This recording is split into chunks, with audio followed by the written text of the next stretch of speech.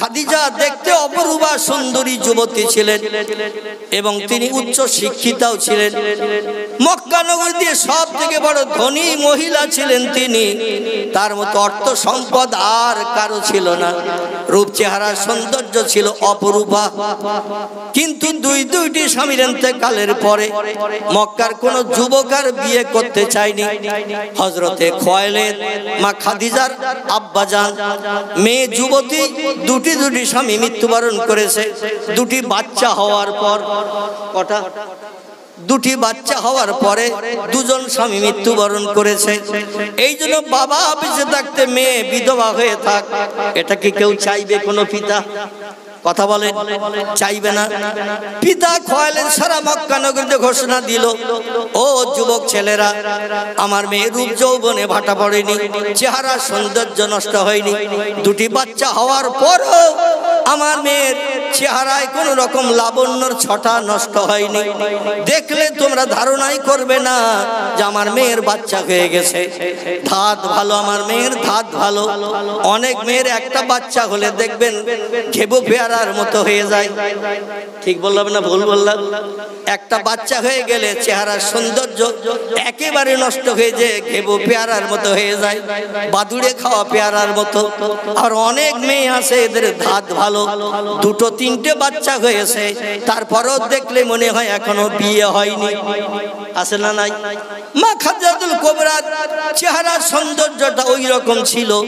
খুয়াইলিদ বলল, এসো তোমরা কে আসো, আমার মেয়েরে আবার বিয়ে দেব আমি।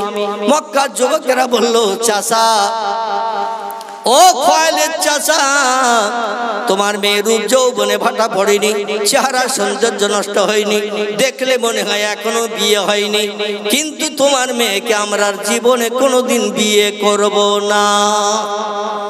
খুয়াইলিদ বললেন, কারণ? বলে, আমাদের চোখের সামনে দুটি স্বামী রেখে নিয়েছে। বিয়ে করে আমাদের দেশের আবুল আস নামের একটি ছেলে, আতিক নামের একটি ছেলে, অপরূপ সুন্দর যুবক বিয়ে করেছিল খাদিজাকে। কিন্তু বিয়ে করার পরও তারা সংসার জীবনে বেশি দিন সুখ ভোগ করতে পারেনি। খাদিজার দেহের ভিতরে কি ছোঁয়াচে রোগ বেমারি আছে আল্লাহই বেশি জানেন। স্বামী স্ত্রী এক জায়গায় রাতের বেলা শয়ন করলে, সংসার যাপন করলে, এক জায়গায় ঘুমিয়ে থাকলে খাদিজার দেহের ছোঁয়াচে রোগ সম্ভবত ওই স্বামীর দেহে যে অ্যাটাক করেছে।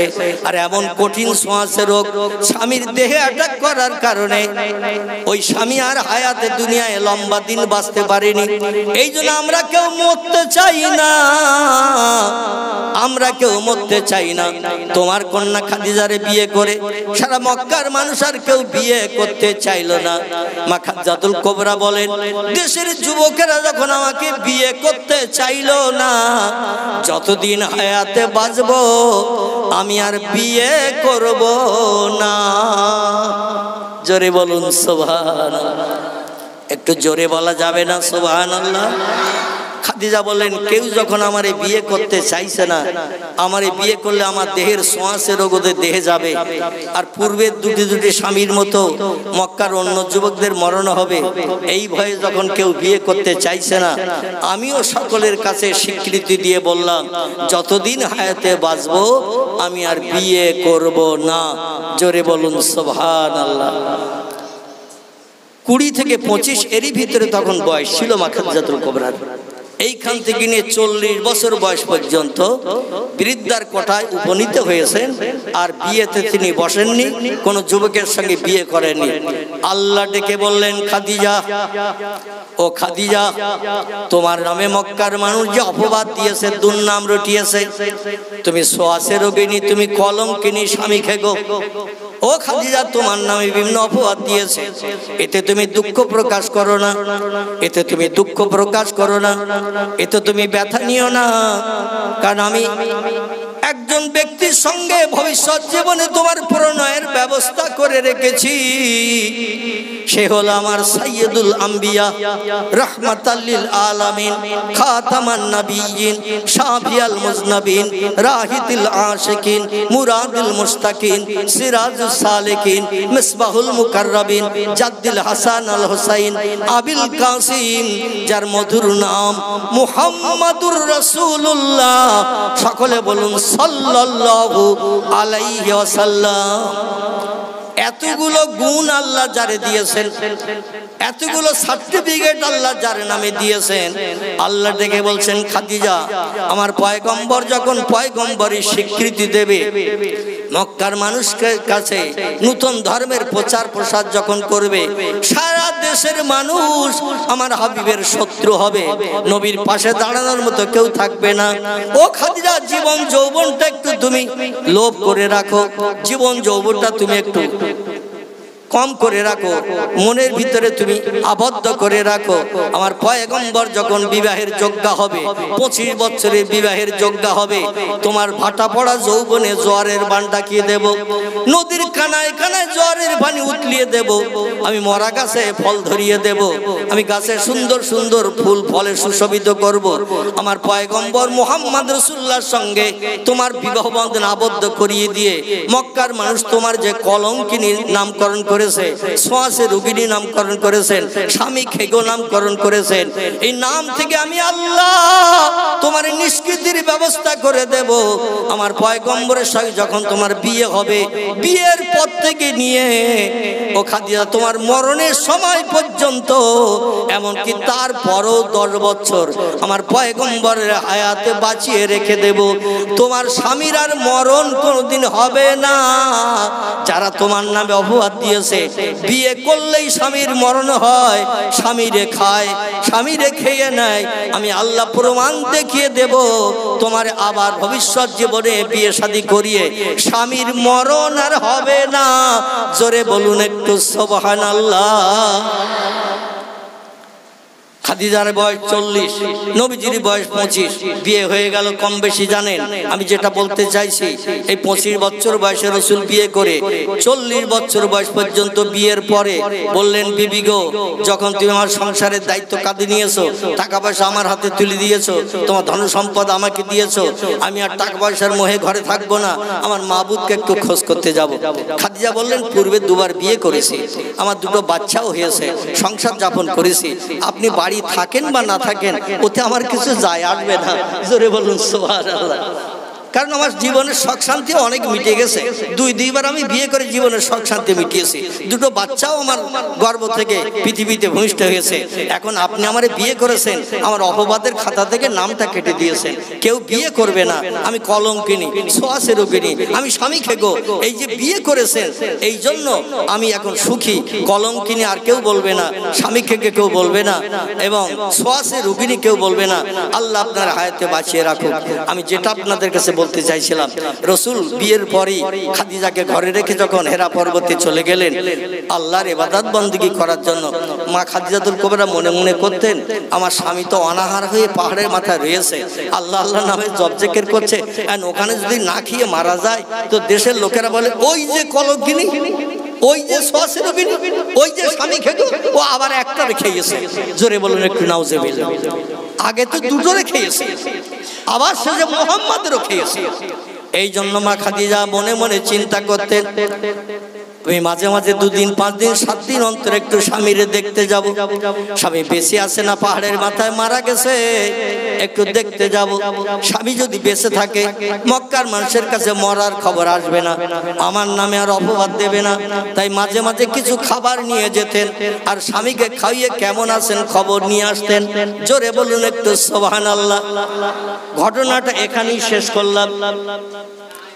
আমার ভাইরা, পয়গম্বর মুহাম্মদ রাসূলুল্লাহ 15 বছর একটা রাতের গভীরে ঘুমকে হারাম করে আল্লাহর নামে জপ জিকির শুরু করলেন।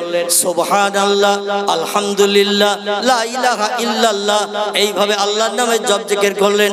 ওয়াজাক্কির ফাইন্না যিকরাতান ফাউল মুমিনিন, আল্লাহ বলেন আমার নামের স্মরণ, আমার নামের স্মরণ যারা পৃথিবীতে বেশি বেশি করে করে তাদের ব্যবসা আমি আল্লাহ লাভবান করিয়ে দিই। তাদের ব্যবসা আমি লাভ দেখাই, তাদের ব্যবসায় কোনদিন লস হবে না। আমার নামের জপ জিকির যারা সদা সর্বদা করবে। নবী যখন আল্লাহর নামের জপ জিকির শুরু করে দিলেন, 15 বছর হয়ে গেল। আল্লাহ বলে পয়গম্বর তো ঘরে ফিরে যায় না। লক্ষ্য করলাম, খেয়াল করলাম, দেখলাম একটু সময় নিয়ে পয়গম্বর পরীক্ষায় পাশ করতে পারে কি পারে না। 1 বছর গেল, 2 বছর গেল, 3 বছর গেল, 5 বছর, 7 বছর, 10 বছর, 12 বছর, 14 বছর, পয়গম্বর এখনো পাহাড় ছাড়ে না। মরণের দিন পর্যন্ত যদি আমি আল্লাহ অপেক্ষা করি আপন বানানোর জন্য, আমার পয়গম্বর পাহাড় থেকে নিচে নামবে না। জোরে বলুন সুবহানাল্লাহ। পবিত্র রমজান মাস, কেউ বলেছেন 17 তারিখ, কেউ বলেছেন 21 তারিখ। কথা বললাম, পবিত্র রমজান মাস, কেউ বলেছেন 17 তারিখ মুফাসসিরগণ, কেউ বলেছেন 21 তারিখ। আল্লাহ পাক জিবরিলকে বললেন, ইযহাব ইয়া জিবরিল ইলা রাসূলিহি, ও জিবরিল আব্দুল্লাহর পোলা, আব্দুল্লাহর বেটা মুহাম্মাদের কাছে হেরা পাহাড়ের শিখরে আজ 15 বছর আমার নামে জপ জিকির করছে। আমাকে আপন করে পাওয়ার জন্য, আমার সঙ্গে কথাবার্তা বলার জন্য, আমার সঙ্গে সম্পর্ক গাঢ়তর করার জন্য, আমার কাছ থেকে খবর পাওয়ার জন্য আজ 15 বছর ধরে অপেক্ষা করছে। আর কাঁদিও না আমার পয়গম্বরে, আর কাঁদিও না, কারণ আমি আল্লাহ বান্দা বান্দীদের চোখের পানি বড় ভালোবাসি। কেতাবে এসেছে, কাঁদলে রুহু সাফ হয়, কাঁদলে গুনাহ মাফ হয়, কাঁদলে আল্লাহ বান্দা বান্দির উপরে খুব তাড়াতাড়ি রাজি হয়ে যায়। জোরে বলা যাবে না একটু সুবহানাল্লাহ? কাঁদলে রুহু সাফ হয়, অন্তরাত্মা পরিষ্কার হয়, কাঁদলে গুনাহ মাফ হয়। আল্লাহ বড় বড় জুনো পাপীকে চোখের পানির ইজ্জতের খাতিরে দুনিয়ায় বেঁচে থাকতেই জান্নাতের সার্টিফিকেট দিয়ে আল্লাহ তাদের জান্নাত হালাল বানিয়ে দিয়েছে। যাদের জন্য পূর্বে ছিল জাহান্নাম হালাল, যাদের জন্য পূর্বে ছিল জাহান্নাম হালাল, লাত ওজ্জা হবল দেবল মান্নাত, মতান্তরে 360টা মাটি পাথরের প্রতিমাকে যারা পূজা অর্চনা করত, সেজদা করত, প্রভু বলে সম্বোধন করত, এদের কারো নাম হযরতে ওমর। কি নাম বললাম? কারো নাম হযরতে ওমর, কারো নাম হযরতে আব্বাস। কি নাম? হযরতে আব্বাস। কারো নাম আবু সুফিয়ান। কি নাম? আবু সুফিয়ান। যাদের জন্য জাহান্নাম হালাল ছিল, নবীজির হাতে হাত দিয়ে কলেমা পড়ার পরে এমন কান্না কেঁদেছে, আল্লাহ দুনিয়ায় বেঁচে থাকতে জীবনের সব গুনাহগুলো পাপগুলো মাফ করে দিয়ে জান্নাতের সার্টিফিকেট দিয়ে দিয়েছে। নারায়ে তাকবীর। এই হযরতে ওমর, আবু সুফিয়ান, হযরতে আব্বাস, এরা নবীজির উম্মত ছিল না? ছিল না? কথা বলেন। নবীজির হাতে হাত দিয়ে কলেমা পড়ে নবীজির উম্মত বনেছেন। আমরা নবীজির কি? কথা বলে, আমরাও নবীজির উম্মত। তা তারা উম্মত হয়ে যদি জাহান্নাম যাদের হালাল, তারা যদি জান্নাত দুনিয়ায় বেঁচে থাকতে হালাল বানাতে পারে, আমরা চেষ্টা করলে পারবো না? পারবো না? কথা বলে, আমরা চেষ্টা করলে পারবো। আল্লাহ পাক রমজানের 21 তারিখে জিবরিল আমিনকে পাঠিয়ে দিলেন, ইযহাব ইলা দুনিয়া, পৃথিবীতে চলে যাও। পয়গম্বর যেখানে পাহাড়ের মাথায় বসে আছে সেখানে যে কোরআনের তালিম দাও। কোরআনের প্রথম সূরাটির নাম হলো, জিবরিল আমিনের মারফত দিয়ে যে কোরআন এসেছিল, সূরাটির নাম হলো সূরাতুল আলাক। কি নাম বললাম? সূরাতুল আলাক। এই সূরা আলাকের গোটা কয়েক সেন্টেন্স বাক্য নিয়ে জিবরিল আমিন প্রথম এসেছিলেন। কম বেশি আপনারা জানেন, আমি ওদিকে আর খুব বেশি লম্বা করতে চাইছি না। এবার আপনাদের আমার গন্তব্য স্থানের দিকে নিয়ে যেতে চাইছি। ইকরা বিসমি রাব্বিকাল্লাযী খলাক, খলাকাল ইনসানা মিন আলাক, ইকরা রাব্বুকাল আকরামুল্লাযী আল্লামা বিল কালাম, আল্লামাল ইনসানা মা লাম ইয়ালাম। এই পর্যন্ত কোরআনের প্রথম শুভ সূচনা। জোরে বলুন সুবহানাল্লাহ। পয়গম্বরকে বললেন, এ পয়গম্বর, আপনি কোরআনের আয়াত নিয়ে মক্কা নগরীতে চলে যান এবং আল্লাহর কথা, যে আল্লাহর কথা আপনাকে বললাম, এই আল্লাহর কথা মক্কাবাসীদের কাছে বলুন। পয়গম্বর কোরআনের আয়াত নিয়ে ফিরে আসলেন মক্কা নগরীতে এবং আল্লাহ পাক জানিয়ে দিলেন অনজির আশিরাতাকাল আকরাবিন, এ হাবিব দূরবর্তী মানুষের কাছে তোমাকে কলেমার দাওয়াত দিতে হবে না, তুমি আমার আরশ মোয়াল্লার ভাষা লা ইলাহা ইল্লাল্লাহু মুহাম্মাদুর রাসূলুল্লাহ, আমি হলাম সমস্ত সৃষ্টির স্রষ্টা আর তুমি সমস্ত সৃষ্টির ভিতরে শ্রেষ্ঠ, এই দুইজনের নাম তোমার পাড়া প্রতিবাসী আপনজনের কাছে বলো, তারা লাতজ্জা হবল দেবলের কাছে মাথা নত না করে আমি আল্লাহ আমার কাছে যেন মাথা নত করে সেজদা করে। সকলে বলুন আমিন। সারা মক্কাবাসী শত্রু হলো। 13 বছর মক্কা নগরীতে অত্যাচার, নির্যাতন, উৎপীড়ন রসুলে পাক সহ্য করলেন। তারপরে যখন অধৈর্য প্রকাশ করলেন, অধৈর্য হয়ে গেলেন, পাথরের মতো এই বৃষ্টির মতো পাথর নিক্ষেপ করে রসুলের সারাটা দেহ বসন্তের দাগের মতো দাগ যখন করে দিল, আল্লাহ বলল হাবিব আপনার এই 13 বছরের ঘাত প্রতিঘাতের ব্যথা নিবারণের জন্য আমি চিন্তা ভাবনা নিয়েছি, স্বয়ং আমার খাস কোয়ার্টারে আপনারে নিয়ে আসবো। সংক্ষেপ কথা, আমার ভাইরা, রজব মাসের 26 তারিখের দিনগত রাত মক্কার কাবা চাতল থেকে পয়গম্বরকে আল্লাহ পাক মেহমান সাজিয়ে, অতিথি সাজিয়ে নিজের খাস কোয়ার্টার, যেটির নাম হলো আরশ কুরসি, আরশ মোয়াল্লা, সেখানে নিয়ে হাজির করে এক জায়গায় সামনাসামনি বসে গল্পগুজব করলেন যাতে পয়গম্বরের 13 বছরের দুঃখ নিবারণ হয়। আল্লাহ পাক রব্বুল আলামিন তাফসিরে মাফাতিহুল গায়ব, তাফসিরে খাজেন, তাফসিরে রুহুল বায়ান, বিখ্যাত বিখ্যাত তাফসিরের কিতাবে লেখকেরা লিখেছেন আল্লাহর সঙ্গে নবীজির সামনাসামনি বসে 13 বছরের দুঃখ নিবারণের জন্য যে গল্প করেছিলেন, গল্পটা করতে সময় লেগেছিল 27 বছর। ক বছর?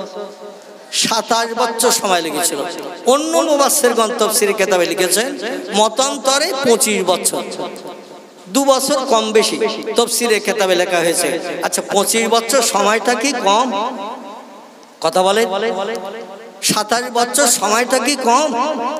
আমার আল্লাহ পাক রব্বুল আলামিন নিজের নূরে তাজ্জলে চেহারা পয়গম্বরের সামনে আল্লাহ বসলেন। কিতাবের ভিতরে এসেছে একটা ধনুক বেকালে যতটা তলাটা দূরত্ব হয়, ধনুক যাতে তীর দিয়ে ছড়া হয়, ওই ধনুকের মাথাটা বেকালে তলাটা যতটা দূরত্ব হয়, এতটা দূরত্বে পয়গম্বর এবং আল্লাহ বসলেন। পয়গম্বর আল্লাহর চেহারা দেখছেন, আল্লাহ পয়গম্বরের চেহারা দেখছেন। গল্প শুরু করে দিয়েছেন। পয়গম্বর মুহাম্মদ রাসূলুল্লাহ 1450 বছর আগে আল্লাহর দরবারে যে আল্লাহর সামনে বসে গল্প গুজব যেটা করেছিলেন, আল্লাহ পাকের কত দয়া, কত রহমত, কত বরকত আমাদের জন্য দৈনন্দিন 5 বার ওই গল্প করার সুযোগ করে দিয়েছে। জোরে বলা যাবে না একটু সুবহানাল্লাহ? নারায়ে তাকবীর। আচ্ছা পয়গম্বর আল্লাহরে দেখেছে না দেখেনি? দেখেছে। কতদিন? 27 বছরের লম্বা মেয়াদ। সামনাসামনি বসে, মনে করুন 2 হাত ডিস্টেন্স, সামনাসামনি বসে দেখেছেন, গল্প করেছেন। আচ্ছা পয়গম্বর এবং আল্লাহ যে গল্প করেছেন, ও গল্পটার কথা কি একটু বলবো? কি গল্প করেছিল বলবো? বিসমিল্লাহির রহমানির রহিম। প্রতিদিন আমরা নামাজ পড়ি কত? 5 ওয়াক্ত। এই 5 ওয়াক্ত নামাজ যখন পড়ি, ফজরের 2 রাকাত ফরজ নামাজ, সূরা কেরাত পাঠ করে রুকু সেজদা করে যখন আমরা বৈঠক করি, বৈঠকে আমরা প্রথম কি পড়ি? কি পড়ি? তাশাহুদ পড়ি।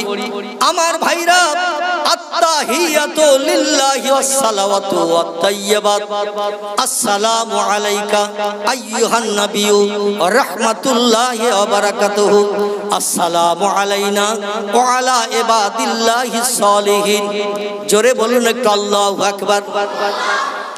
আল্লাহর সঙ্গে নবীর যে কথাবার্তা হয়েছিল, রসুল আল্লাহর সঙ্গে কথা বলে যে খুশিতে বাগবাগ হয়েছিলেন, আল্লাহ পয়গম্বরের কথা শুনে যে খুশিতে বাগবাগ হয়েছিলেন, নবী জীবনে একবার আল্লাহর সামনে বসে কথা বলেছেন।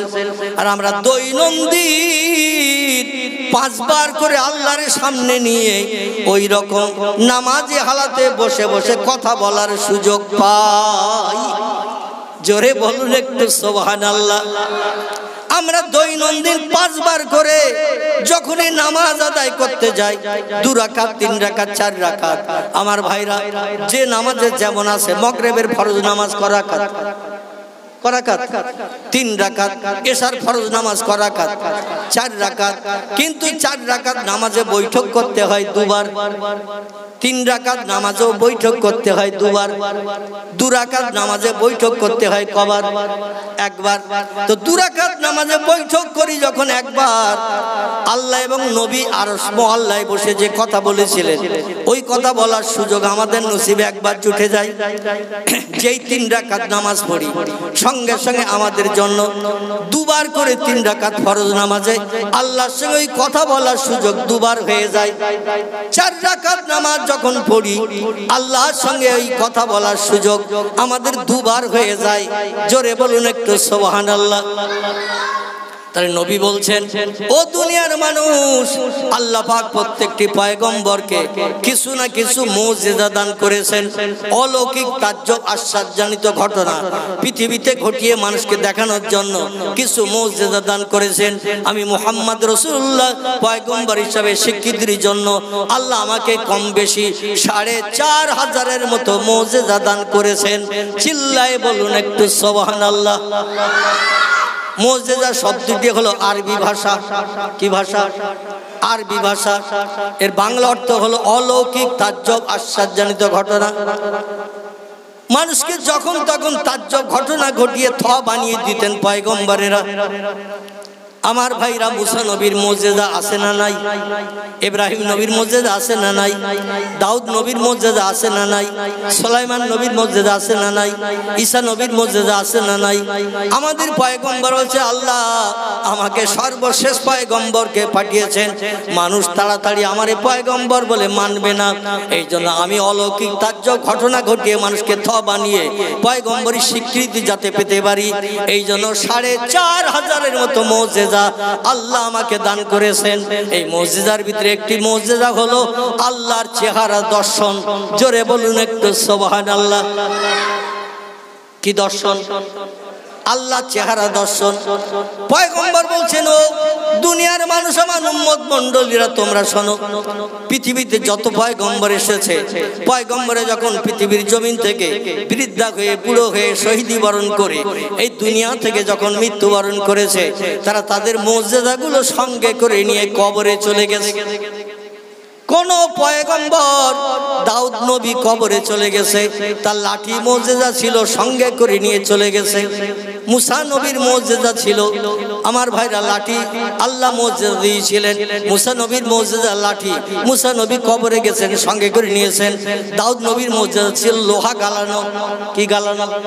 লোহা বুটা করে ধরলে গলিয়ে দিয়ে পানির মতো টপ টপ করে লোহা পড়তো।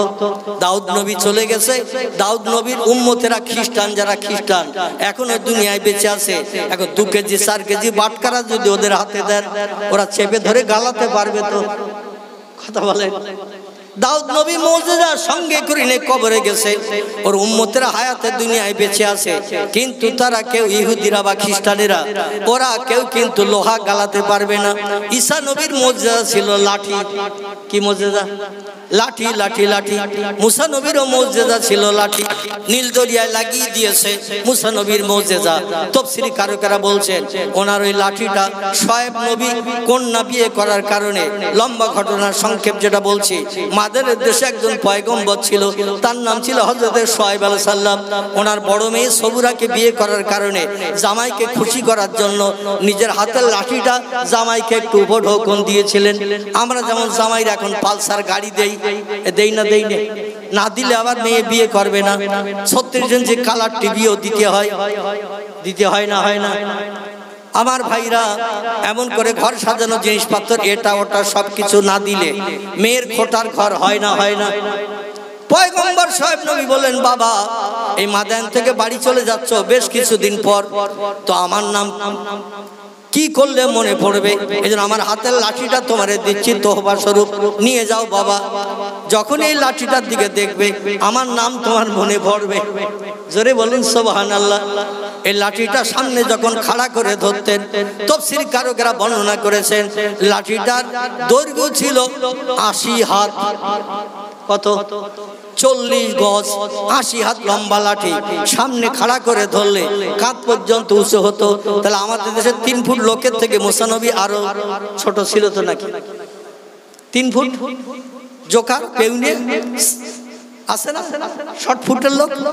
মুসা নবী লাঠিটা সামনে যখন ধরতেন কাঁধ পর্যন্ত উঁচু হতো, এর দৈর্ঘ্য ছিল 80 হাত। তাহলে মুসা নবী বেটে লোক ছিল তো নাকি? এই লাঠিটা যখন নীল দরিয়ার কিনারায় দাঁড়িয়ে সাগরের পানিতে লাগিয়ে দিয়েছে, আল্লাহ সাগরের পানি ফেড়ে তলা দিয়ে রাস্তা বার করে দিয়েছেন। জোরে বলুন একটু সুবহানাল্লাহ। আল্লাহ বললেন, মুসা 18,000 কিছু কম বেশি তোমার সঙ্গী সাথীদের নিয়ে রাস্তা পার হয়ে নীল দরিয়া পেরিয়ে যাও। 750 থেকে 800 কিলোমিটার রাস্তা নীল দরিয়ার আর পাড়ি। আল্লাহ পানি 2 ভাগে ভাগ করে দিয়ে রাস্তা বানিয়ে দিলেন। মুসা নবী তার সঙ্গীরা পেরিয়ে চলে গেল। ফেরাউন নীল দরিয়ার কিনে এসে দেখে মুসা লোকজন দিয়ে রাতের বেলা পাহাড়ের পাথর কেটে কেটে রাস্তা বানালো কবে? আর ওরা তো পেরিয়ে যাচ্ছে, চাকর ধোবার মেথর সব তো চলে যাচ্ছে। আমাদের পায়খানা পরিষ্কার করবে কে? ঘর ঝাড়ু দেবে কে? রান্না করে দেবে কে? যদি অসুস্থ হয় সেবা যত্ন করবে কে? ওদের ধরিয়ে আনতে হবে। হামান বলল, তাহলে কি করবেন?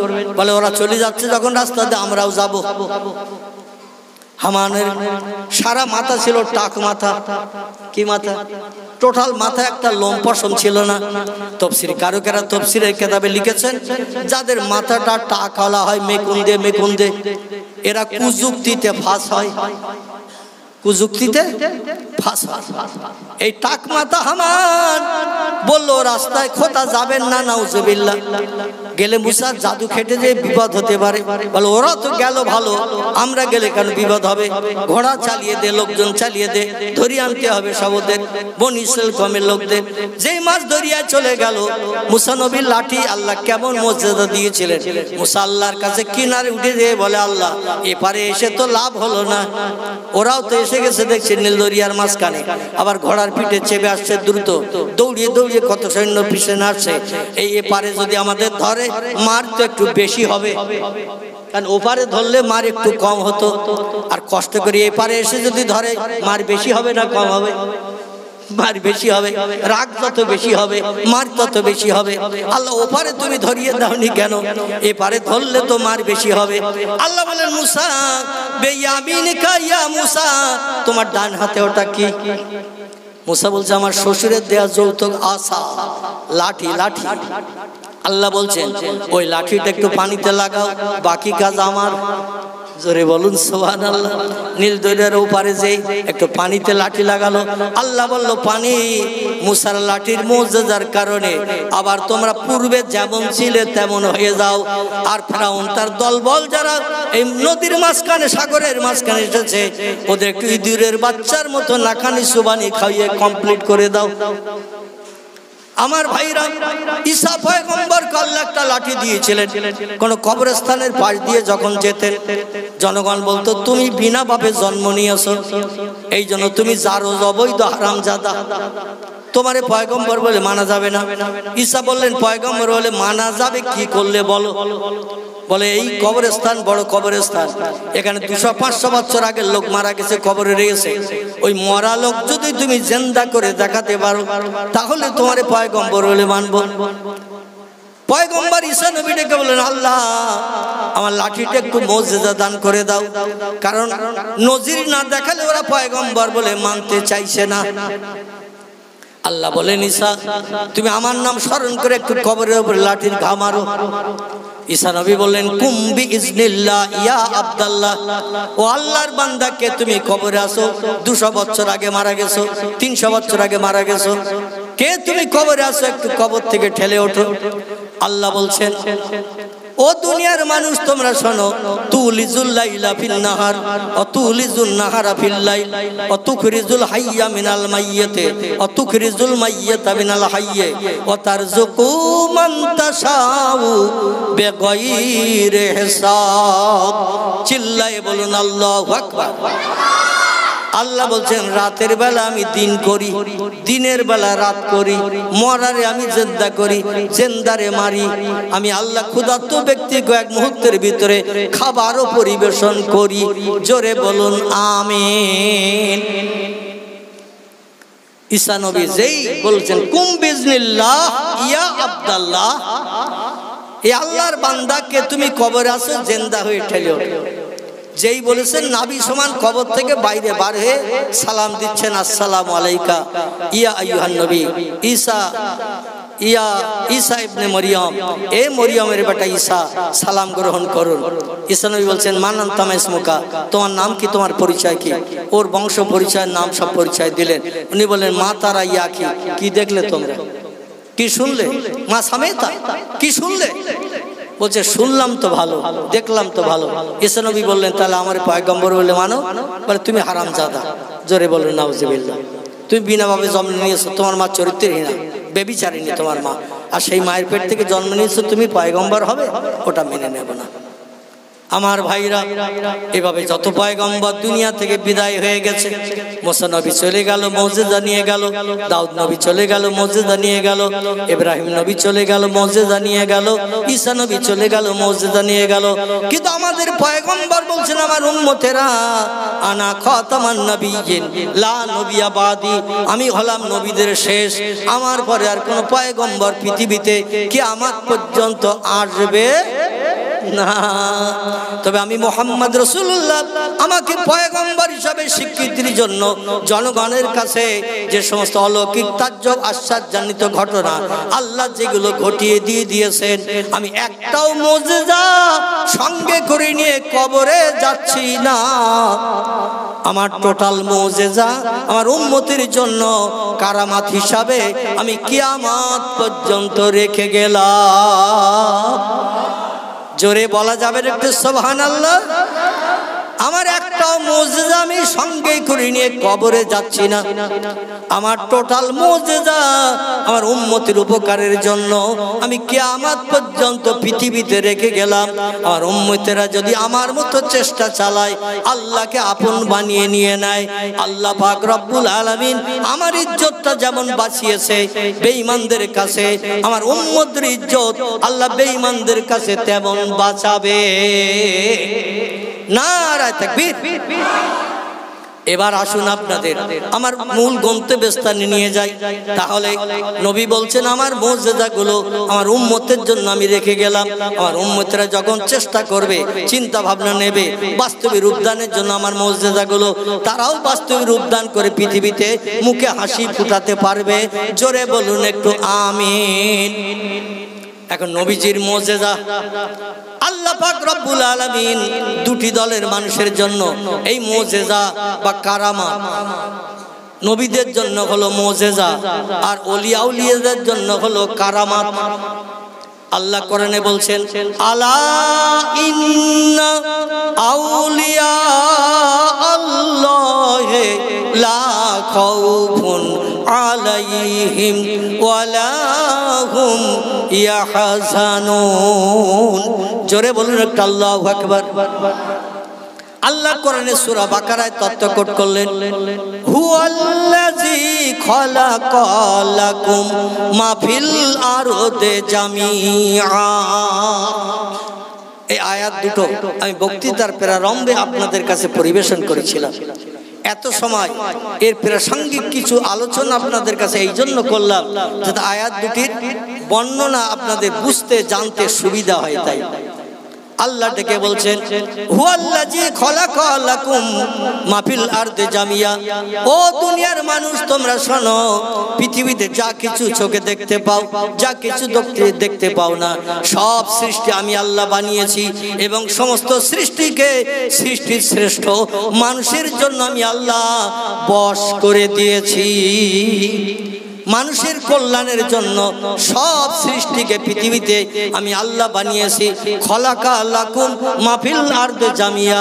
ও মানুষ তোমাদের জন্য যা কিছু দুনিয়ায় দেখতে পাও, যা কিছু দেখতে পাও না, সব কিছু তোমাদের উপকারের জন্য বানিয়েছি। জোরে বলুন একটু সুবহানাল্লাহ।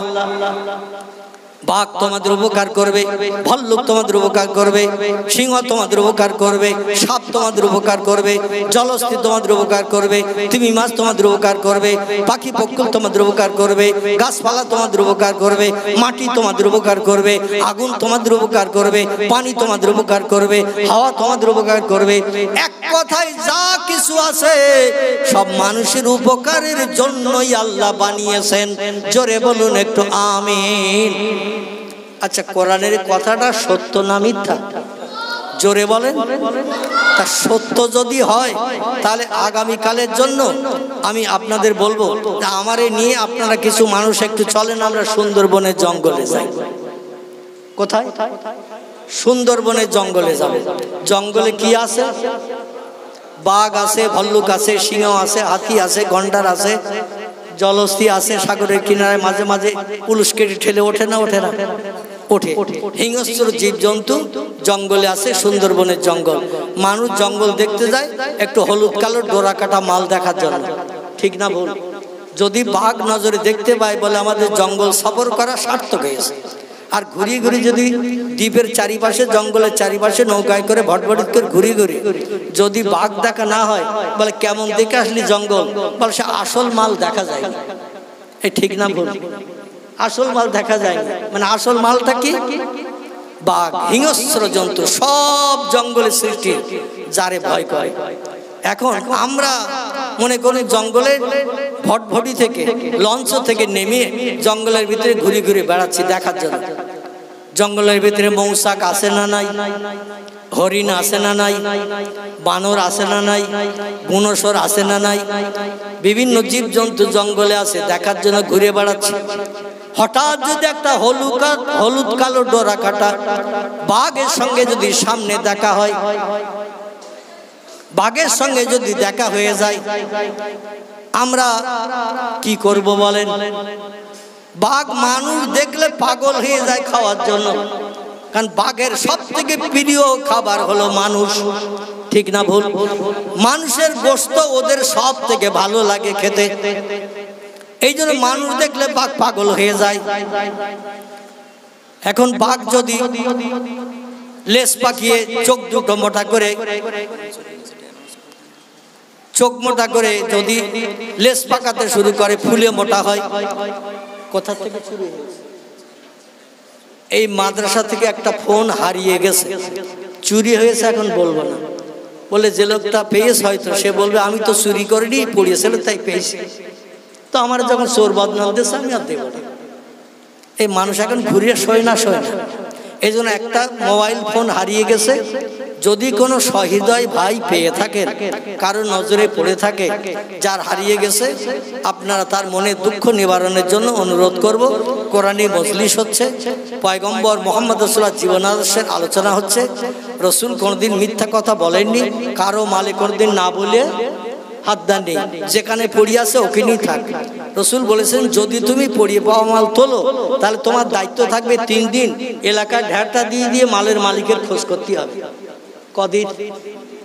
তুমি যদি কোনো মাল রাস্তায় পড়িয়ে থাকতে দেখো আর যদি তুমি তুলে নাও তাহলে তোমার দায়িত্ব থাকলো 3 দিন এলাকায় পাবলিসিটি করতে হবে আমি একটা মাল পেয়েছি, যার হবে আমার কাছ থেকে নিয়ে যাও। আচ্ছা পেয়েছি রাস্তায়, আবার 3 দিন ঢাটা দিতে হবে, দায়িত্ব নেবে কেউ? নেবে? তাহলে যার মাল সেখানে থাক, কিন্তু কেউ সেখানে রাখে না। বরং জিজ্ঞাসা যদি করে ভাই আমার একটা টাকা হারিয়ে গেছে, পয়সা হারিয়ে গেছে, অমুক জিনিস হারিয়ে গেছে, তুমি পেয়েছো?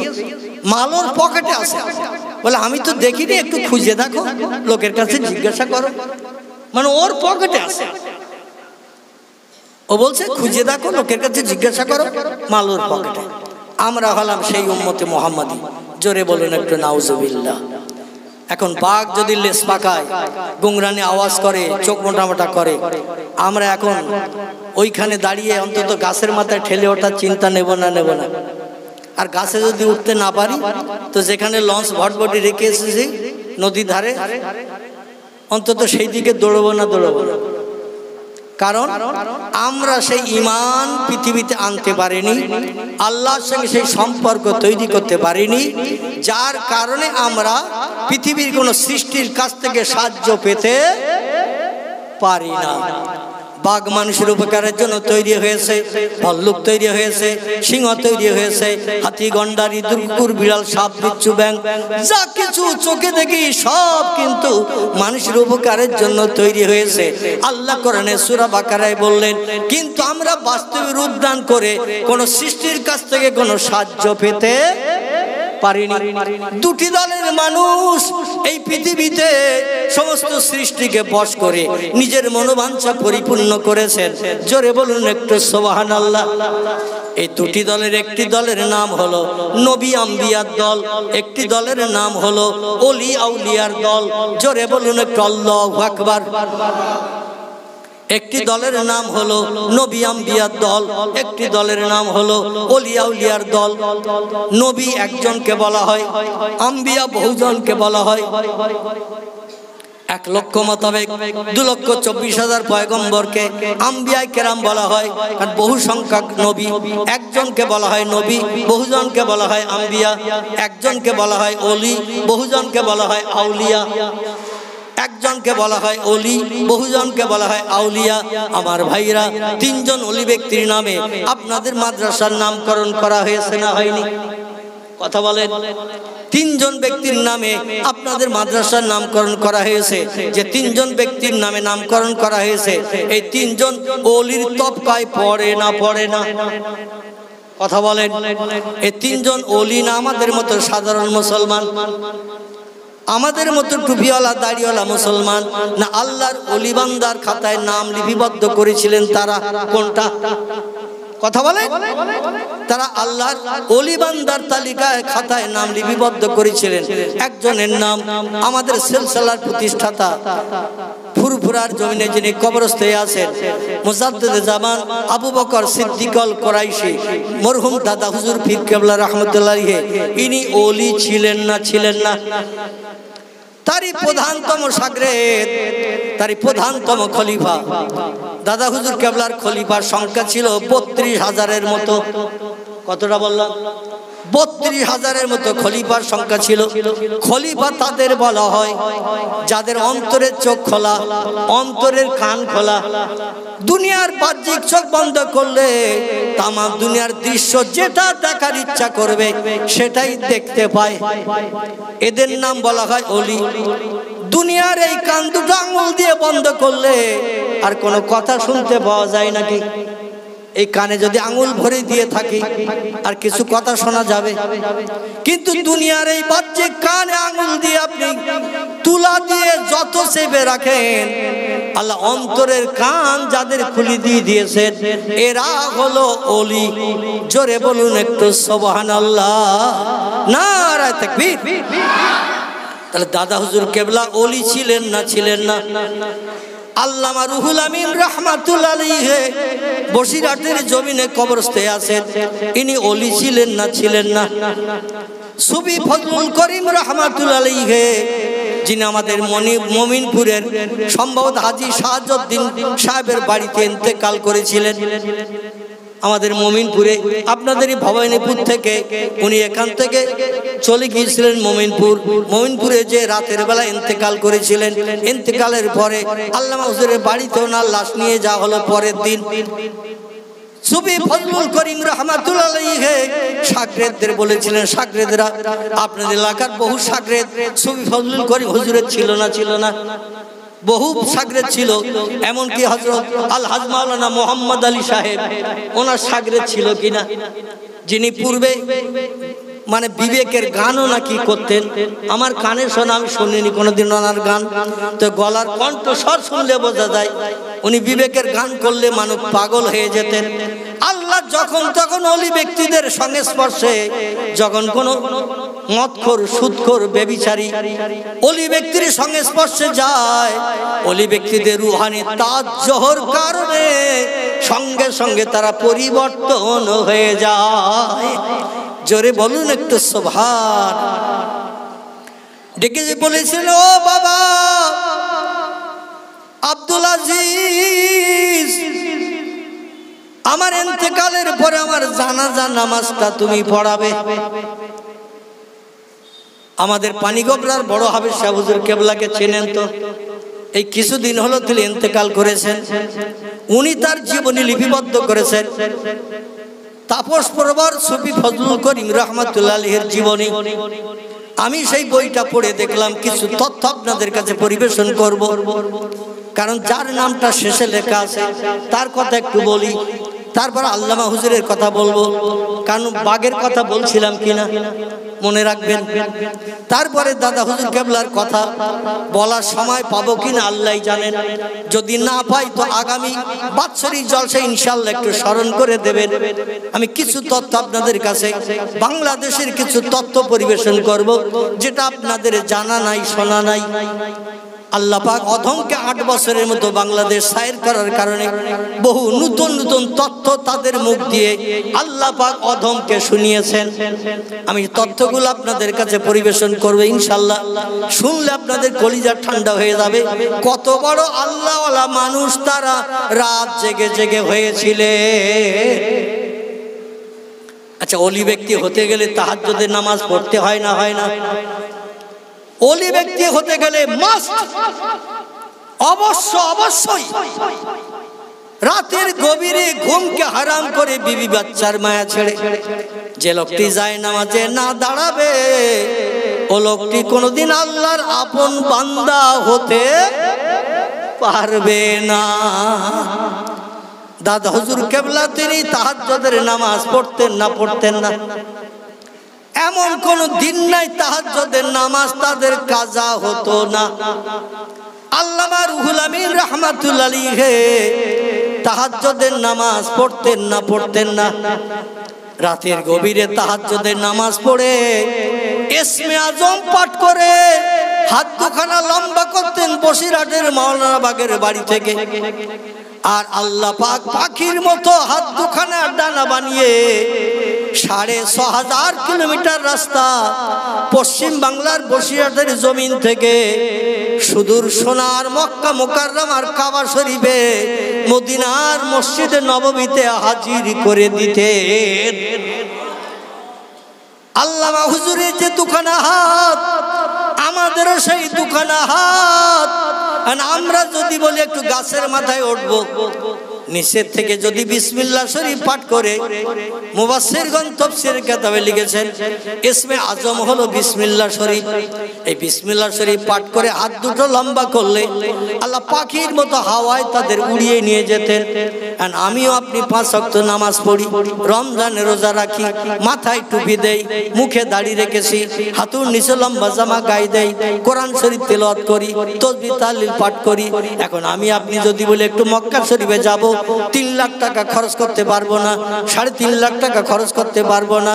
বসিরহাট আল্লামা হুজুর যখন মনে করতেন আর যেতেন, তাহলে আমিও যাব। উনিও যেমন মানুষ, আমিও তেমন মানুষ। এখন দুখানা হাত যদি লম্বা করি, এই ভবানীপুর মাদ্রাসার এই মসজিদের এখান থেকে তো সামনে যেতে গেলে পাঁচিলে প্রথম ঠুল খাবো না? এই কথা বলে পাঁচিলে প্রথম ঠুল খাবো কি? তারপরে যদি পাঁচিলের উপর দিয়েও যাই তো গাছে আষাঢ় খাবো না? গাছের উপর দিয়ে যদি যাই, 4 তলা 5 তলা বিল্ডিং অনেক দাঁড়িয়ে রয়েছে, সেখানেও যে ঠুল খাবো না? জনম জনম ঠুল খেয়ে যখন তলায় পড়বো, আর হসপিটাল পর্যন্ত পৌঁছাবে, জনম জনম বিদায় হয়ে যাবে। আল্লামা রুহুল আমিন রাহমাতুল্লাহ আলাইহির বাড়িতে একজন শাগরেদ থাকতেন। তার বাড়ি ছিল বাংলাদেশের নোয়াখালী। কোথায় বললাম? আগের যুগে যখন এত মাদ্রাসা মসজিদ ছিল না, এখান থেকে 80-90-100 বছর আগের কথা, বাংলাদেশের নোয়াখালী হলো আলেম হাফেজের ডিপো। কি বললাম? আলেম হাফেজের ডিপো। মানে শতকরা 55% পুরুষেরা কোরআনের হাফেজ, শতকরা 45 থেকে 46 জন মেয়ে 100-র ভিতরে কোরআনের হাফেজা। এই জেলাটির নাম হলো নোয়াখালী। কি নাম? নোয়াখালী। এখনো আছে নোয়াখালী দিন শরীয়তের বিজ্ঞ পণ্ডিতদের জায়গা, আলেম হাফেজদের জায়গা। তবে এখন গান বাজনায় সারা বাংলাদেশ ভরে গেছে। এই নোয়াখালীর খাদেম মোরাকাবা মুশাহাদার সবক মশ করার জন্য নোয়াখালী থেকে বিবি বাচ্চা আপনজন ফেলে বসিরহাট আল্লামা হুজুরের বাড়িতে বাজার ঘাট করে দিতেন। কারণ হুজুর দূর দূরান্তে প্রোগ্রামে যেতেন, কোথায় আসাম, কোথায় ত্রিপুরা, এমন করে আমার ভাইরা বাংলাদেশের রংপুর, সিলেট, পাবনা, কুমিল্লা, রাজশাহী, দূর দূরান্তে বাংলাদেশ আমাদের দেশে আল্লামা হুজুর যতটা জলসা না করেছে, আমাদের দেশের থেকে অন্তত বেশি না বললেও 10 গুণ বেশি জলসা বাংলাদেশে করেছে। আপনি বাংলাদেশে গেলে দেখতে পাবেন আমিনিয়া মাদ্রাসা, আমিনিয়া মসজিদ, আমিনিয়া খানকা। আমার ভাইরা, আমিনিয়া খানকা, আমিনিয়া মাদ্রাসা, আমিনিয়া মসজিদ, আমিনিয়া দরবার শরীফ সারা বাংলাদেশে সেই আছে। জোরে বলুন একটু সুবহানাল্লাহ। ওই বাংলাদেশে আরো একটা জিনিস আছে, সিদ্দিকিয়া মাদ্রাসা, সিদ্দিকিয়া এতিমখানা, সিদ্দিকিয়া খানকা, সিদ্দিকিয়া মসজিদ সারা বাংলাদেশে জমিনে সেই আছে। আল্লামা হুজুরের বাংলাদেশে পতাগমন যাওয়া আসার কারণে এবং দাদা হুজুর কেবলা বেশি বেশি বাংলাদেশে যেতেন বলে ও দেশের মানুষেরা ইসলাম শরীয়তের পূর্ণ পায়বন্দি হওয়ার সুযোগ পেয়েছিল। জোরে বলুন একটু সুবহানাল্লাহ। যে দেখলে কলিজা ঠান্ডা হয়ে যায়। আমাদের দেশে তো আমিনিয়া নাম খুঁজে পাওয়া যায় না, আলে কালে সিদ্দিকিয়ার নাম খুঁজে পাওয়া যায় না, আলে কালে, কিন্তু ও দেশে গেলে আপনি গ্রামে গ্রামে আমিনিয়া সিদ্দিকিয়ার নামগুলো সাইনবোর্ডে সব দেখতে পাবেন। দাদা হুজুর কেবলা স্মৃতি, আল্লামা হুজুরের স্মৃতি। জোরে বলুন একটু সুবহানাল্লাহ, নারায়ে তাকবীর। আচ্ছা, সময় কত হয়েছে? কত? 8:30। আচ্ছা আচ্ছা আচ্ছা। আমার ভাইরা, এই সুফি ফজলুল করিম রহমাতুল্লাহ আলাইহির কথা আমি আপনাদের কাছে বলছিলাম। এই আমাদের বাড়ির কাছে একটা গ্রাম, গ্রামটির নাম হলো পিফা। কি নাম? পিফা। মেন রোড দিয়ে যেতে গেলে পিফার উপর দিয়ে যেতে হয় কিনা, তেঁতুলতলা পিফা। ওই পিফা গ্রামে একজন ব্যক্তির নাম ছিল খোদাবক্স সাহেব। কি নাম? আমার ভাইরা, ওস্তাদুল হফাজ হাফেজ আলহাজ হযরত মাওলানা আব্দুল আজিজ সাহেব পানি গোবরাবি, উনি কেতাবটি লিখেছেন। সেই কেতাব থেকে তথ্য দিচ্ছি, আপনারাও কেতাব আলগা করলে তথ্য দেখতে পাবেন। লোকটার নাম হলো খোদাবক্স সাহেব। সুফি ফজলুল করিম রহমাতুল্লাহ আলাইহির খাস মুরিদান ছিলেন তিনি। তো ওনার বাড়িতে উনি এসেছেন ওই পিফাতে। বাড়িতে আসার পরে হুজুরের থাকার জায়গা, বসার জায়গা, বিশ্রামের জায়গা করে দিয়ে দিয়েছেন। কিছু সময় বিশ্রামের পরে হুজুর বললেন, বাবা একটু কাজায় হাজাতে যাব।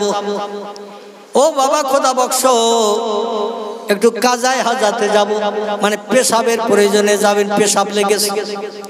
তো খোদাবক্স সাহেব একটা লোটায় করে বদনায় করে পানি নিয়ে ওনার বাড়ির পাশে একটা পুকুর, বাড়ির পাশে একটা পুকুর পশ্চিম দিকে, এই পুকুরের পাশে ঘরের পাশে কিছুটা ঝোপঝাড় জঙ্গল মতো গাছপালা, ওইখানে বাড়ির মানুষেরা পেশাব টেশাব করেন। আর পায়খানার জায়গা আলাদা আছে। হঠাৎ পেশাব লাগলে ওই ঝোপের কাছে যে পেশাব করতেন। আর লোটায় করে পানি নিয়ে হুজুরকে নিয়ে বলছেন, হুজুর চলেন, আমাদের বাড়ির পাশে পেশাবের ভালো গোপন জায়গা আছে, গাছপালায় ভরা, কেউ ইজ্জত দেখতে পাবে না। আর লোটাটা হুজুরের হাতে দিয়েছেন, বদনাটা হাতে দিয়ে বলছেন, হুজুর ওই সামনে পেশাবের জায়গা, ওখানে বসে পেশাব করতে পারবেন, হুজুর যান। সুফি ফজলুল করিম রহমাতুল্লাহ আলাইহি বদনাটা হাতে করে নিয়ে খোদাবক্স সাহেব পিছনে দাঁড়িয়ে রয়েছেন। হুজুর পেশাব করে ফিরে আসবেন, লোটাটা হাতের থেকে নিয়ে হুজুরের হাত ধরে, বয়স্ক মানুষ, বৃদ্ধ মানুষ, জীবনের শেষ লগ্নের দিকের কথা বলছি, ওনাকে হাত ধরে নিয়ে আবার ঘরে নিয়ে যাবেন যেখানে বিশ্রামের জায়গা। পেশাব না হলে তো হুজুর উঠছেন না বা উঠবেন না, এই জন্য দাঁড়িয়ে আছেন উনি, কখন পেশাব ফিরে আসবেন। পেশাবের জায়গার কাছাকাছি যে হুজুর আবার ফিরে চলে আসলেন। বলে, হুজুর পেশাব করবেন না? বলে, বাবা তুমি যে জায়গা পেশাবের জায়গা দেখিয়ে দিচ্ছ বাবা, ওখানে ফজলুল করিমের জন্য পেশাব করা সম্ভব না। ফজলুল করিম ওখানে পেশাব করতে পারবে না। বলে, হুজুর আমরা আজনম কাল তো ওখানে পেশাব করি, কোনো অসুবিধা বুঝি না। বলছো, বাবা তোমাদের নাক বোধহয় নাই, আমি পেশাবের জায়গার কাছাকাছি যেয়ে দেখি মেশকাম্বরের গন্ধ আমার নাকে এসে লাগছে। জোরে বলুন একটু সুবহানাল্লাহ। আমার ভাইরা, মেশকাম্বরের গন্ধ আমার নাকে এসে লাগছে, বিরাট সুগন্ধ আমার নাকে এসে লাগছে। বাবা, যেখান থেকে সুগন্ধ এসে আমার নাকে লাগছে, আর যেখানে পেশাব করে ওখানে তো আতরের মতো গন্ধ হয় নাকি? পেশাব করে সেখানে, ওখানে মসজিদে দেখবেন পেশাব ঘর, পায়খানার টয়লেটের থেকেও পেশাবের জায়গায় গন্ধ বেশি না কম? পেশাবের জায়গায় গন্ধ বেশি, কারণ হাজার লোকের পেশাব যেখানে করে ওখানে বিকট দুর্গন্ধ হয় না? হয় না? মাঝে মাঝে কর্পূর দিতে হয়, ন্যাপথলিন দিতে হয় দুর্গন্ধ দূর করার জন্য। উনি বলছেন বাবা, ওখানে ফজলুল করিমের পক্ষে পেশাব করা সম্ভব হবে না। বলে হুজুর, আজ অনমকাল আমরাই বাড়ি করার পর থেকে না ওখানেই পেশাব করি, আর আপনি বলছেন ওখানে পেশাব করা যাবে না, কারণ সামনে তো ঝোপঝাড় গাছপালা রয়েছে, সামনের দিক থেকে কেউ দেখতে পাবে না, আর ওদিকে কেউ যায়ও না, আমাদের বাড়ির সাইড এলাকা। হুজুর, কেন পেশাব করা যাবে না? বলে বাবা, অন্তরের চোখ খুলতে পারোনি বাবা, খোদা বক্স, এই জন্য তোমরা আজনমকাল পেশাব করছো। আমার নাকে যখন একটু সুগন্ধ লেগেছে, আমি বাহ্যিক চোখ বন্ধ করে অন্তরের চোখ চালিয়ে দেখি আল্লাহর একজন ওলি বান্দা জান্নাতি ফুলের বাগানে, ফলের বাগানে বসবাস করছে। নারায়ে তাকবীর। জান্নাতি ফুলের বাগানে, ফলের বাগানে একটা লোক ওখানে কবরে বসবাস করছে। বাবা, আমি যাওয়া মাত্রই আমাকে সালাম করেছে, আমি তার সালামের প্রত্যুত্তর দিয়েছি বাবা। আর আমি কি করে আল্লাহওয়ালা মানুষের বুকের উপরে পেশাব করব বাবা?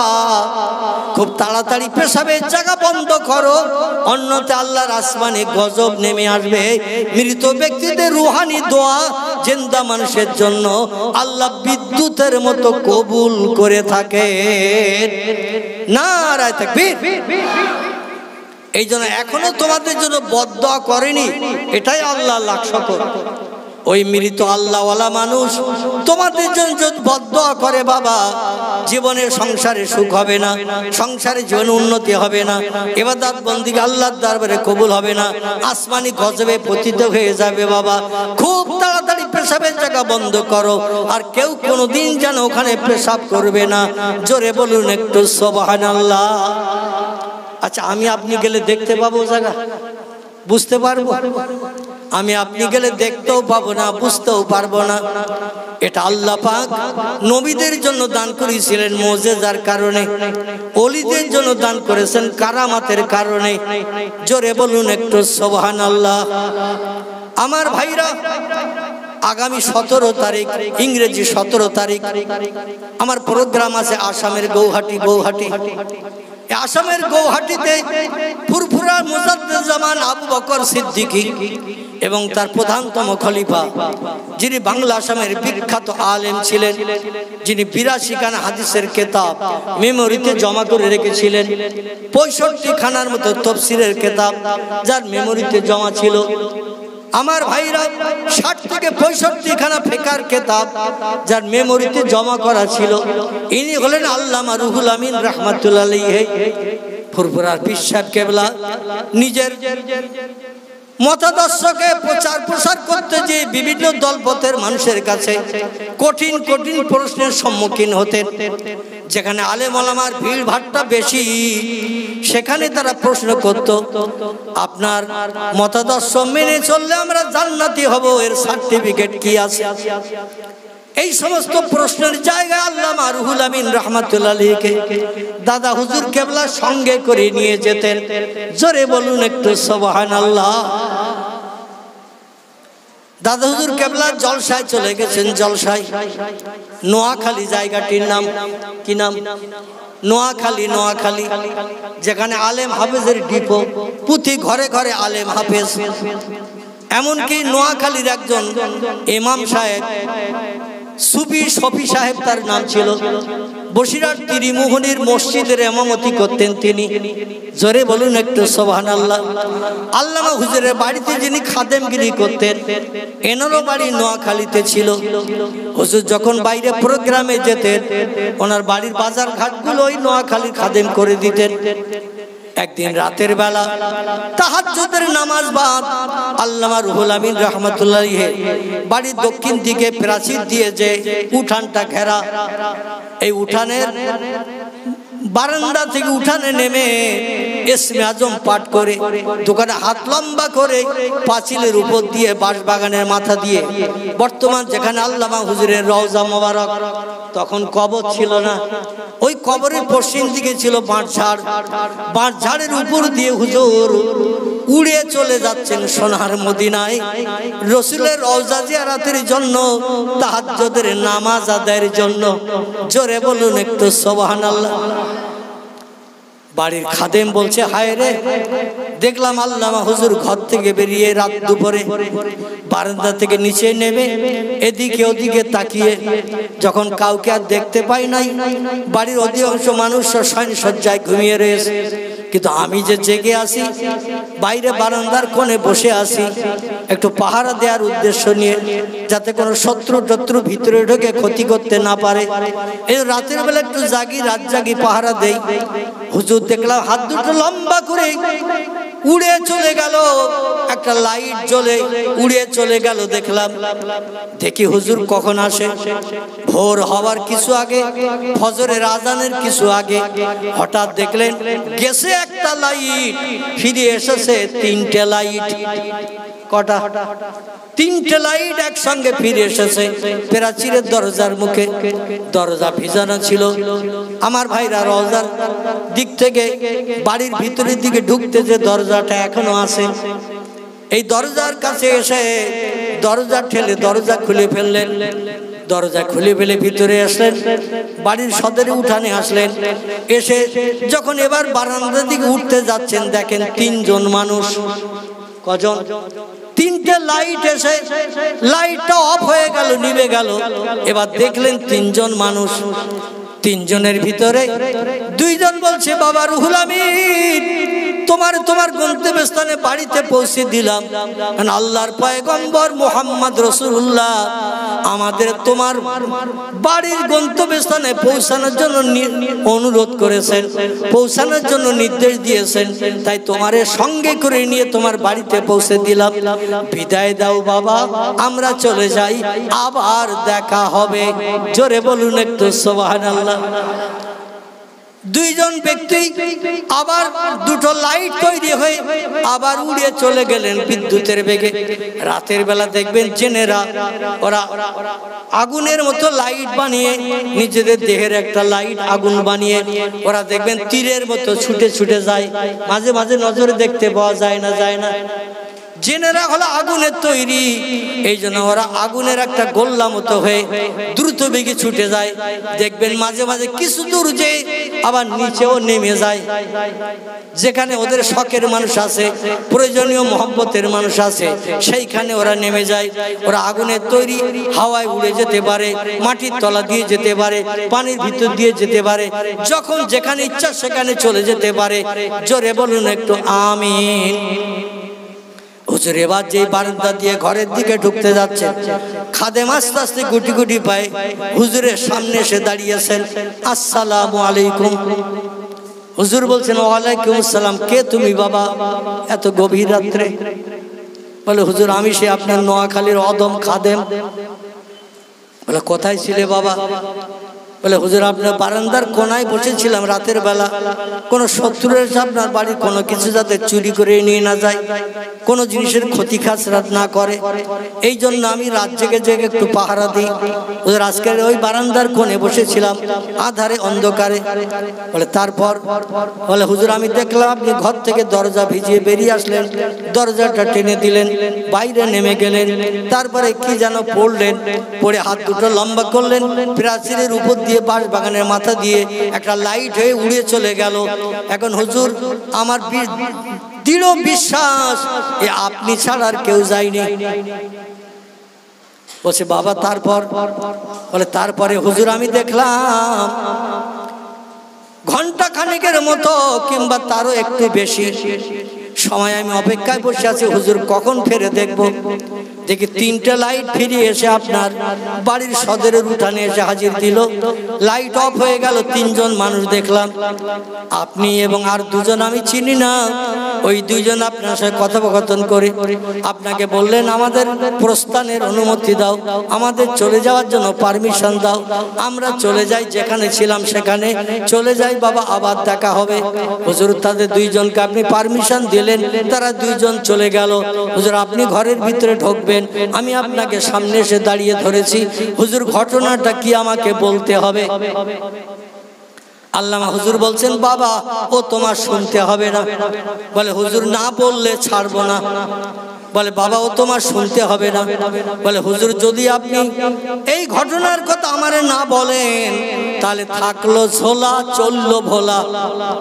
নোয়াখালীর মানুষ, আমি নোয়াখালীতেই চলে যাব, আপনার বাড়িতে আমি আর কষ্ট করে পরিশ্রম করে খাদেমগিরি করব না। যদি আমি খাদেমগিরি করে কিছু না পেলাম তাহলে আমার জীবন উৎসর্গ করে কি লাভ হলো। হুজুর আমাকে ঘটনার কথা বলতেই হবে, না বললে থাকলো ঝোলা চললো ভোলা। আমি আপনার বাড়িতে আর খাদেমগিরি করব না, নোয়াখালীতে চলে যাব। আল্লামা হুজুর বলে বিশ্বস্ত লোক এই নোয়াখালীর লোকটা, দীর্ঘদিন আমার বাড়িতে থাকে, খাদেমগিরি করে, বাড়ির মানুষের মতো দেখভাল করে, কোনো জিনিসপত্র চুরি করে না, মিথ্যা কথা বলে না, আমার সঙ্গে কোনো রকম দুই করে না। এ লোকটা চলে গেলে তো বিপদ হবে, অধিকাংশ দিন আমি বাড়ি থাকি না, বাজার ঘাট যা কিছু করার প্রয়োজন এই লোকটাকে দিয়ে বাড়ির মেয়েরা করিয়ে নেয়, এ চলে গেলে তো অসুবিধা হবে। বলে বাবা তুমি থাকবে না? বলে হুজুর যদি জানতেই না পারি কোনো তথ্য তাহলে আমার থেকে কি লাভ। আল্লামা হুজুর বললেন বাবা আমি আজকের এই তথ্যটা তোমারে বলবো বাবা, তবে আমার সঙ্গে ওয়াদা করতে হবে, মুন্সি দবিরউদ্দিনের বেটা রুহুল আমিন যতদিন হায়াতে বেঁচে থাকবে ততদিন এ কথা তুমি কাউরে বলতে পারবে না। ও বাবা খাদিম, মুন্সি দবিরউদ্দিনের বেটা রুহুল আমিন যতদিন হায়াতে বেঁচে থাকবে এ কথা, আজকের যে তথ্য তোমার দেব এ তথ্যের কথা কোনোদিন কাউরে তুমি বলতে পারবে না। আমি মরে যাওয়ার পরে, ইন্তেকালের পরে যদি তুমি কাউরে বলো বাবা তাহলে আমার কোনো অসুবিধা হবে না, কারণ মানুষ তোমার এই তথ্য শুনে আমারে অন্য চোখে দেখবে, আমারে মান সম্মান ইজ্জত বাড়িয়ে দিয়ে আমার অন্তরের ভিতরে অহংকার তৈরি হবে, বড়াই তৈরি হবে, গর্ব তৈরি হবে। আমি এত বড় ধরনের আলেম, আমি এত বড় তাজ্জর আলেম, এই জন্য মানুষ আমারে অন্য চোখে দেখবে। আমি চাই না মানুষের কাছে পরিচিত হওয়ার, এই জন্য আমি বেঁচে থাকতে কারো বলতে পারবে না। বাধ্য হয়ে নোয়াখালীর খাদেম বলল হুজুর অবশ্যই আপনি যতদিন হায়াতে বেঁচে থাকবেন, বললে যদি আপনার ক্ষতি হয়, আপনার অসুবিধা হয় আমি বলবো না, ওয়াদা করছি। হুজুরের সামনে যখন ওয়াদা করলেন বললেন বাবা আমি রুহুল আমিন পয়গম্বর মুহাম্মদ সাল্লাল্লাহু রওজা শরীফ দেখার জন্য মনটা বড় আনচান করছিল, আমার তেমন পয়সা করি নাই আর যখন তখন যাওয়ারও সুযোগ নাই, এই জন্য আমি ইসমে আজম পাঠ করে আমার হাত দুটো হাওয়ার সঙ্গে লম্বা করে দিয়ে বলা হাওয়া আমি যদি আল্লাহ সৃষ্টি শ্রেষ্ঠ হয়ে থাকি, লাকাদ খলাকনাল ইনসানা ফি আহসানি তাকওয়িম, সৃষ্টির ভিতরে সেরা করে আল্লাহ বানিয়েছে কাকে? কথা বলেন, সৃষ্টির ভিতরে সেরা করে আল্লাহ বানিয়েছে মানুষকে। মানুষকে আল্লাহ বলছেন আমি তোমাদের সৃষ্টি জগতের ভিতরে সেরা করে বানিয়ে দিয়ে দিয়েছি। ও বাবা তাই আমি সৃষ্টির সেরা হিসেবে মর্যাদা পাওয়ার জন্য রাতের ঘুমকে হারাম করেছি, বিবি বাচ্চার মায়া পরিত্যাগ করেছি, তাহাজ্জুদের নামাজ কাজা করি না, জেকে রাজগার বন্ধ করি না, তাসবিহ তাহলিল বন্ধ করি না, আমি হালাল খাই, মিথ্যা কথা বলি না, হারাম জীবনে দাঁতে কাটি না। ও বাবা খাদিম আল্লাহ পাক এই জন্য হাওয়াকে আমার বশ করে দিয়েছে পয়গম্বর সুলাইমান নবীর মতো। জোরে বলা যাবে না একটু সুবহানাল্লাহ? নারা তাকবীর। বাবা আমি হাওয়াকে বশ করে নিয়েছি বাবা, খবরদার আমার জিন্দাবস্থায় যেন কাউরে তুমি বলবে না। আর আমি হাত লম্বা করে হাওয়াকে বশ করে উড়ে চলে গিয়েছিলাম সোনার মদিনায়। রওজা মোবারক জিয়ারত করে মসজিদে নববীতে তাহাজ্জুদের আজান হয় রাতের বেলা, মক্কা শরীফে তাহাজ্জুদের আজান হয়, দুনিয়ায় আর অন্য কোনো জায়গায় তাহাজ্জুদের আজান হয় না। মক্কা শরীফে তাহাজ্জুদের আজান হয় রাত 2:30-3টার সময়, মদিনা শরীফে তাহাজ্জুদের আজান হয়। জোরে বলুন একটু সুবহানাল্লাহ। বা জামাত সেখানে নামাজ আদায় করে, তাহাজ্জুদের নামাজ আদায় করে আমি আবার ইসমে আজম পাঠ করে আমার বাড়িতে ফিরে এসেছি। পয়গম্বর মুহাম্মদ রাসূলুল্লাহ সাল্লাল্লাহু আলাইহি ওয়াসাল্লামের আমার পীর সাহেব কেবলার সঙ্গে যখন আমি হজ পাকে গিয়েছিলাম, আমার পীর সাহেব কেবলার অনুমতি ক্রমে রওজা মোবারকের ভিতরে আমি এবং বড় হুজুর আব্দুল হাই সিদ্দিকী রওজার ভিতরে ঢোকার সুযোগ পেয়েছিলাম। জোরে বলুন একটু সুবহানাল্লাহ। দেখতে দেখতে 1450 বছর হয়ে গেছে, আজও পর্যন্ত পৃথিবীর কোন দেশের মানুষ বিনা পারমিশনে রওজার ভিতরে ঢোকার সুযোগ পায়নি। জোরে বলুন একটু সুবহানাল্লাহ। কেবল দাদা হুজুর পীর কেবলা আবু বকর সিদ্দিকী এবং বসিরহাট আল্লামা এবং আব্দুল হাই সিদ্দিকী বড় হুজুর কেবলা, তিনজনই রওজা মোবারকের গেট আল্লাহর তরফ থেকে এমনি এমনি খুলে গিয়েছিল। আর তিনজন ভিতরে ঢুকে রাসূলের রওজার মাথার পাশে বসে সালাম কালাম করে দোয়া মোনাজাত করে আল্লাহর দরবার থেকে মর্যাদা প্রাপ্ত হয়ে ঘরে ফিরেছিলেন। জোরে বলুন একটু সুবহানাল্লাহ। বলছে বাবা সেই পয়গম্বরের কবরের পাশে দুইজন পয়গম্বরের সাথী কবরস্থ হয়ে আছে। একজনের নাম আবু কুহাফার বেটা আবু বকর সিদ্দিকী, আরেকজনের নাম খত্তবের বেটা হযরতে ওমরে ফারুক রাদিয়াল্লাহু। দুইজন রাসূলের রওজার পাশে কবরস্থ আছেন। পয়গম্বর মুহাম্মদ রাসূলুল্লাহর অনুমতি ক্রমে এই দুইজন ব্যক্তি আমার সঙ্গে গল্প করতে করতে 3টা লাইট আমার বাড়ির দরজা পর্যন্ত এসে গেছে। নারায়ে তাকবীর, নারায়ে তাকবীর, নারায়ে তাকবীর। আমার ভাইরা বললেন বাবা খাদেম আমার জীবদ্দশায় যেন খবরদার এই কথাটা কাউরে বলিও না। আমার ভাইরা আমার সময় শেষের দিকে, এজন্য আমি আর লম্বা আলোচনার দিকে যাব না। তো আমি খবরে শুনলাম কর্তৃপক্ষদের কাছ থেকে আগামী শনিবার সম্ভবত 6200 ফুটের একটা ছাদ ঢালাই হবে। আপনারা জানেন তো নাকি?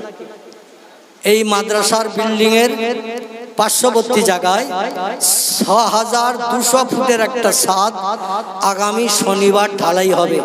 আচ্ছা 6200 ফুটের ছাদ ঢালাই করতে টাকা লাগবে না এমনি এমনি হবে? কথা বলে টাকা লাগবে না এমনি এমনি হবে? আর মিস্ত্রি যারা দিন মজুর তারা কি এমনি এমনি কাজ করবে না? তাদের রোজের দাম দিতে হবে। সিমেন্ট মাটি বালি পাথর রড এগুলো ঢালাই করতে গেলে লাগবে না লাগবে না? আমার সময় শেষের দিকে আমি লম্বা কালেকশন আপনাদের কাছে করব না। পরবর্তী বক্তারা আছে সময় সুযোগ বুঝে আপনাদের কাছে কালেকশন